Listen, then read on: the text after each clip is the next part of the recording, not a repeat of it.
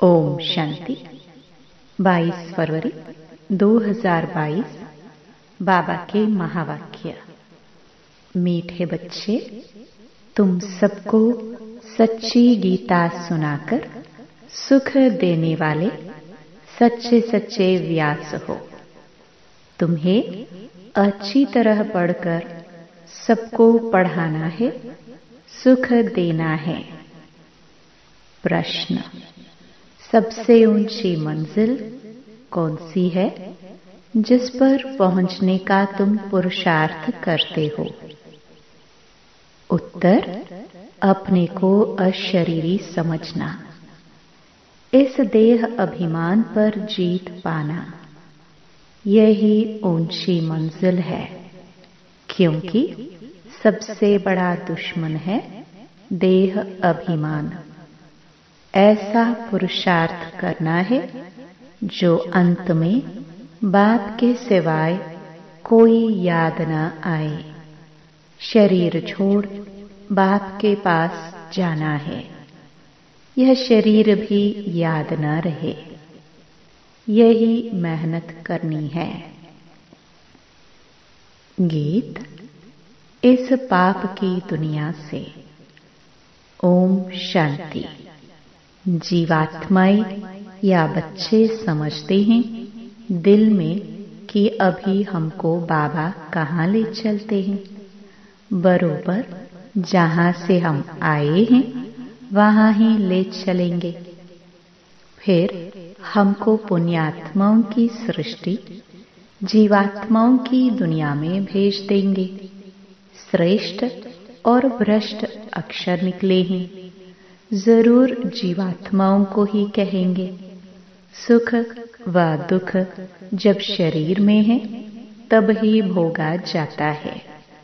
बच्चे जानते हैं कि अब बाबा आया है। बाबा का नाम हमेशा शिव है। हमारा नाम सालिग्राम है। शिव के मंदिर में सालिग्रामों की भी पूजा होती है। बाबा ने समझाया था, एक है रुद्र ज्ञान यज्ञ, दूसरा है रुद्र यज्ञ। उसमें खास बनारस में ब्राह्मणों पंडितों को बुलाते हैं रुद्र यज्ञ की पूजा के लिए। बनारस में ही शिव के रहने के अनेक मंदिर हैं। शिव काशी कहते हैं। असल नाम काशी था, फिर अंग्रेजों ने बनारस नाम रखा। वाराणसी नाम अभी रखा है। भक्ति मार्ग में आत्मा परमात्मा का ज्ञान तो है नहीं। पूजा दोनों की अलग अलग करते हैं। एक बड़ा शिवलिंग बनाते हैं, बाकी छोटे छोटे सालिग्राम अनेक बनाते हैं। तुम जानते हो, हम आत्माओं का नाम है सालिग्राम और हमारे बाबा का नाम है शिव। सालिग्राम सब एक साइज के बनाते हैं तो बरोबर बाप और बेटे का संबंध है। आत्मा याद करती रहती है, हे परमपिता परमात्मा। हम परमात्मा नहीं हैं, परमात्मा हमारा बाबा है। यह समझाने की मत तुमको दी गई है। दिन प्रतिदिन तुमको श्रीमत मिलती रहती है कि कोई को भी पहले बाप का परिचय दे वर्षा दिलाना है। पहले तुमको सिद्ध करके समझाना है कि वह निराकार बाप है। यह प्रजापिता साकार है। वर्षा निराकार से मिलता है। अब बाप समझाते हैं, मेरा एक ही शिव नाम है, दूसरा कोई मेरा नाम नहीं। सभी आत्माओं के शरीर के नाम अनेक हैं। मेरा कोई शरीर है नहीं। मैं सुप्रीम सोल हूँ। बाबा पूछते हैं, बच्चे, तुम्हारा सबसे बड़ा दुश्मन कौन है? जो सयाने होंगे वह कहेंगे देह अभिमान सबसे बड़ा दुश्मन है, जिससे ही काम की उत्पत्ति होती है। देह अभिमान को जीतने में बड़ी मुश्किलात होती है। देही अभिमानी बनने में ही मेहनत है। जन्म जन्मांतर तुम देह के संबंध में चले हो। अब जानते हो बरोबर मैं आत्मा अविनाशी हूँ, जिसके आधार से यह शरीर चलता है। रिलीजियस माइंडेड जो भी हैं वह समझते हैं कि हम आत्मा हैं, देह नहीं है। आत्मा का नाम एक ही रहता है, देह का नाम बदलते हैं। आत्मा एक शरीर छोड़ दूसरा लेती है। हमको बाबा कहते हैं तुमको चलना है पुण्य आत्माओं की दुनिया में। यह है पापात्माओं की दुनिया। भ्रष्टाचारी रावण बनाते हैं। 10 शीश वाला कोई मनुष्य नहीं होता, परंतु इस बात को कोई नहीं जानते। सभी रामलीला आदि में पाठ लेते रहते हैं, सब एक मत भी नहीं है। कोई कोई इन सब बातों को कल्पना समझते हैं, बरोबर यह नहीं जानते कि रावण भ्रष्टाचारी को कहाँ जाता है। पराई स्त्री को चुराना यह भ्रष्टाचार है ना। इस समय सब भ्रष्टाचारी हैं, क्योंकि विकार में जाते हैं। जो विकार में न जाए उनको निर्विकारी कहा जाता है। वह है राम राज्य, यह है रावण राज्य। भारत में ही राम राज्य था। भारत सबसे प्राचीन था। पहले नंबर में सृष्टि पर सूर्यवंशी देवी देवताओं का झंडा बुलंद था। उस समय चंद्रवंशी भी नहीं थे। अभी तुम बच्चों को यह सूर्यवंशी झंडा है। तुमको मंजिल का पता लगा है, फिर भूल जाते हो। स्कूल में बच्चा कभी एम ऑब्जेक्ट को भूल नहीं सकता। स्टूडेंट टीचर को व पढ़ाई को कभी भूल नहीं सकते। यहाँ फिर भूल जाते हैं। कितनी बड़ी पढ़ाई है। 21 जन्मों के लिए राज्य भाग्य पाते हो।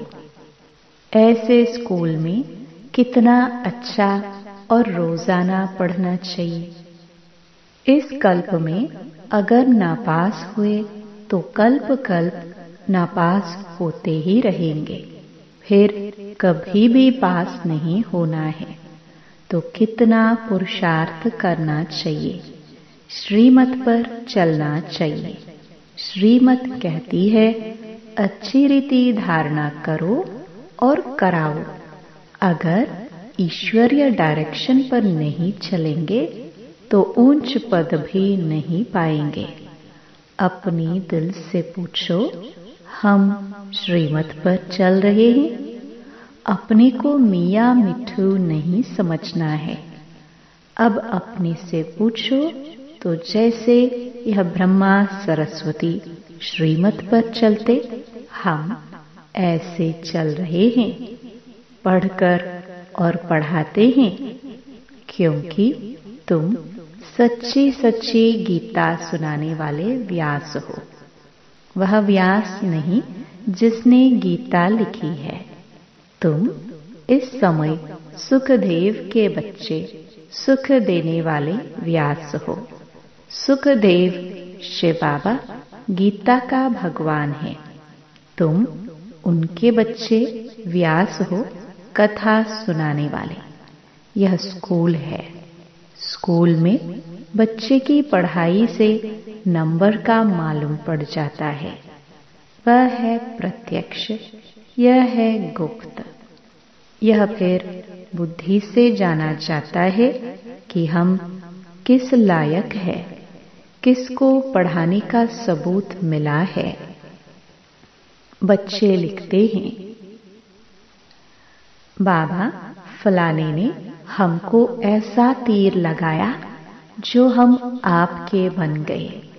कोई तो सामने आते भी कह नहीं सकते कि बाबा हम तो आपके बन गए। कई बच्चियां पवित्रता के कारण मार भी खाती रहती हैं। कोई तो बच्चे बन फिर टूट भी पड़ते हैं, क्योंकि अच्छी तरह से पढ़ते नहीं तो बाप कितना अच्छी रीति समझाते हैं कि बच्चे सिर्फ मुझे याद करो और पढ़ो। इस नॉलेज से तुम चक्रवर्ती राजा बनेंगे।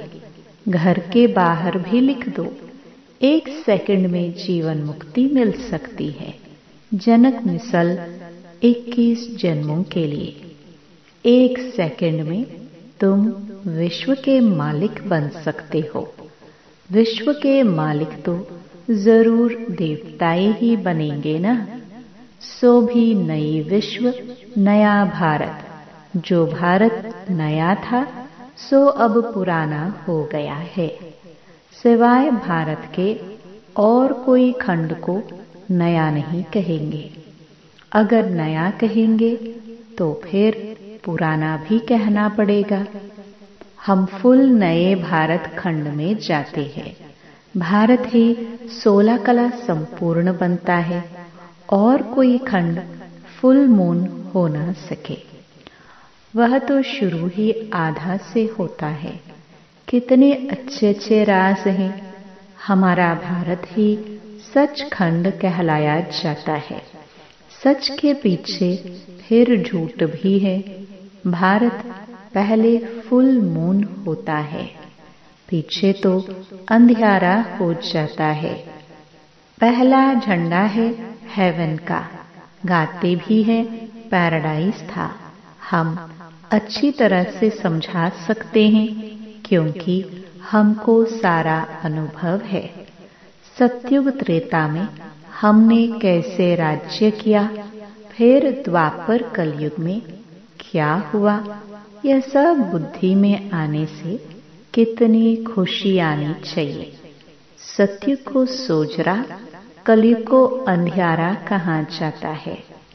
तब कहते हैं ज्ञान अंजन सतगुरु दिया। बाबा ने कैसे आकर तुम अबलाओं माताओं को जगाया है। साहूकार तो कोई मुश्किल ही खड़ा होता है। इस समय सचमुच बाबा गरीब निवाज है। गरीब ही स्वर्ग के मालिक बनते हैं, साहूकार नहीं। इसका भी गुप्त कारण है। यहाँ तो बलिहार जाना पड़ता है। गरीबों को बलिहार जाने में देरी नहीं लगती। इसलिए सुदामा का मिसाल गाया हुआ है। तुम बच्चों को अब रोशनी मिली है, परंतु तुम्हारे में भी नंबरवार हैं और सबकी जोत उझाई हुई है। इतनी छोटी सी आत्मा में अविनाशी पाठ नोंधा हुआ है। वंडर है ना। यह कोई साइंस की शक्ति नहीं है। तुमको अब बाबा से शक्ति मिलती है। बरोबर यह अविनाशी चक्र है जो फिरता रहता है। इनका कोई आदि अंत नहीं है। नया कोई यह बातें सुने तो चक्री में आ जाए। यहाँ 10-20 वर्ष वालों को भी पूरा समझ में नहीं आता है, न किसको समझा सकते हैं। तुमको पिछाड़ी में सब पता पड़ जाएगा कि फलाना फलाने के पास जन्म लेगा, ये होगा। जो महावीर होंगे उन्हों को आगे चलकर सब साक्षात्कार होते रहेंगे। पिछाड़ी में तुमको सतयुग के झाड़ बहुत नजदीक दिखाई पड़ेंगे। महावीरों की ही माला है ना। पहले 8 महावीर, फिर है 108 महावीर। पिछाड़ी में बहुत फर्स्ट क्लास साक्षात्कार होंगे। गाया भी हुआ है, परमपिता परमात्मा ने बाण मरवाए। नाटक में बहुत बातें बनाई हैं। वास्तव में यह स्थूल बाणों की बात नहीं। कन्याएं माताएं बाणों से क्या जाने। वास्तव में यह है ज्ञान बाण, और इन्हों को ज्ञान देने वाला बरोबर परमपिता परमात्मा है। कितनी वंडरफुल बातें हैं, परंतु बच्चों को एक ही मुख्य बात घड़ी घड़ी भूल जाती है। सबसे कड़े ते कड़ी भूल होती है जो देह अभिमान में आकर अपने को आत्मा निश्चय नहीं करते। सच कोई नहीं बतलाते। सच तो कोई आधा घंटे भी सारे दिन में मुश्किल याद में रह सकते हैं। कोई को समझ में भी नहीं आता। सच तो कोई आधा घंटा भी सारे दिन में मुश्किल याद में रह सकते हैं। कोई को समझ में भी नहीं आता कि योग किसको कहा जाता है। मंजिल भी बहुत ऊंची है। अपने को अशरीरी समझना है। जितना हो सके उतना पुरुषार्थ करना है, जो पिछाड़ी के समय कोई भी याद ना पड़े। कोई तत्वज्ञानी ब्रह्म ज्ञानी अच्छे होते हैं तो गद्दी पर बैठे बैठे समझते हैं हम तत्व में लीन हो जाएंगे। शरीर का भान नहीं रहता है। फिर जब उनका शरीर छूटता है तो आसपास सन्नाटा हो जाता है। समझते हैं कोई महान आत्मा ने शरीर छोड़ा है। तुम बच्चे याद में रहेंगे तो कितनी शांति फैलाएंगे। यह अनुभव उन्हों को होगा जो तुम्हारे कुल के होंगे। बाकी तो मच्छरों सदृश मरने वाले हैं। तुम्हारी प्रैक्टिस हो जाएगी अशरीरी होने की। यह प्रैक्टिस तुम यहाँ ही करते हो। वहाँ सतयुग में तो आत्मा एक शरीर छोड़ दूसरा लेती है। यहाँ तो तुम जानते हो यह शरीर छोड़ बाबा के पास जाना है, परंतु पिछाड़ी में कोई याद न आए। शरीर ही याद न रहे तो बाकी क्या रहा। मेहनत है इसमें।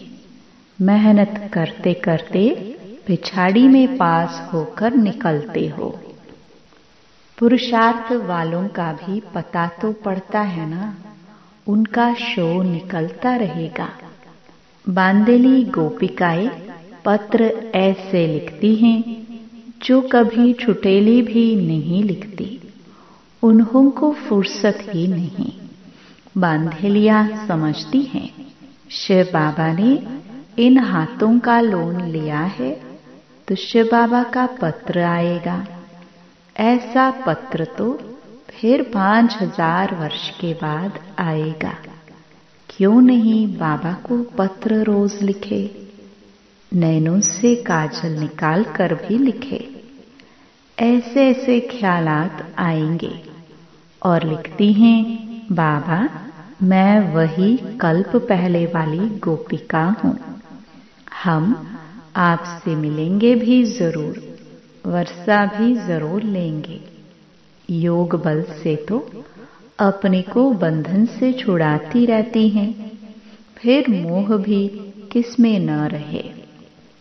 चतुराई से समझाना है, अपने को बचाना है, तोड़ निभाने के लिए बड़ी कोशिश करनी है। माताएं समझती हैं हम पति को भी साथ ले चले। हमारा फर्ज है उन्हों को समझाना। पवित्रता तो बहुत अच्छी है। बाबा खुद कहते हैं काम महाशत्रु है। इनको जीतो, मुझे याद करो तो मैं तुमको स्वर्ग का मालिक बनाऊंगा। ऐसी बच्चियां हैं जो पति को समझा कर ले आती हैं। बांधेलियों का भी पाठ है। अबलाओं पर अत्याचार तो होते ही हैं, यह शास्त्रों में भी गायन है। कामेषु क्रोधेषु कोई नई बात नहीं है। तुमको तो 21 जन्मों का वर्षा मिलता है, इसलिए थोड़ा कुछ सहन तो करना ही पड़ता है। अच्छा, मीठे मीठे सिखिलदे बच्चों प्रति माता पिता बाप दादा का याद प्यार और गुड मॉर्निंग। रूहानी बाप की रूहानी बच्चों को नमस्ते। धारणा के लिए मुख्य सार। पहला, योग बल से अपने सब बंधनों को काट बंधन मुक्त होना है। किसी में भी मोह नहीं रखना है। दूसरा, जो भी ईश्वरीय डायरेक्शन मिलते हैं उन पर पूरा पूरा चलना है। अच्छी तरह से पढ़ना और पढ़ाना है। मियाँ मिट्ठू नहीं बनना है। वरदान, बाप के प्यार की पालना द्वारा सहज योगी जीवन बनाने वाले स्मृति सो समर्थी स्वरूप भव। सारे विश्व की आत्माएं परमात्मा को बाप कहती हैं, लेकिन पालना और पढ़ाई के पात्र नहीं बनती हैं। सारे कल्प में आप थोड़ी सी आत्माएं अभी ही इस भाग्य के पात्र बनती हो, तो इस पालना का प्रैक्टिकल स्वरूप है सहज योगी जीवन। बाप बच्चों की कोई भी मुश्किल बात देख नहीं सकते। बच्चे खुद ही सोच सोच कर मुश्किल बना देते हैं, लेकिन स्मृति स्वरूप के संस्कारों को इमर्ज करो तो समर्थी आ जाएगी। स्लोगन, सदा निश्चिंत स्थिति का अनुभव करना है तो आत्मचिंतन और परमात्म चिंतन करो। ओम